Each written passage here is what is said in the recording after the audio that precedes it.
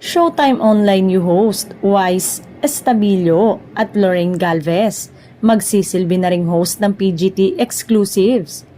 Isang magandang balita ang inabot sa atin ng Showtime Online new host na sina Wise at Lorraine.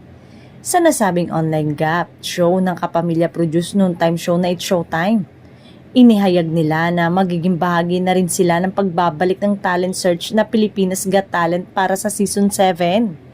Sila ang magsisilbing host ng online gap show nito na PGT Exclusives. Sila ang magbibigay ng karagdagang updates, balita at sidelights sa paligid ng nasabing patimpalak habang may commercial break ng nasabing programa sa Free TV.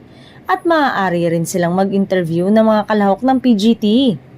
Bukod sa pagiging host at modelo, naipakita na rin ni Wise ang kanyang versatility nang siya ay sumabak sa Showtime segment na Bida Man kung saan isa siya sa finalist. Samantalang, nahasa naman ang talento sa pagkanta ni Lorraine sa ilang singing competition sa telebisyon gaya ng The Voice, Tawag ng Tanghalan at maging ang kapuso-produced singing search na The Clash.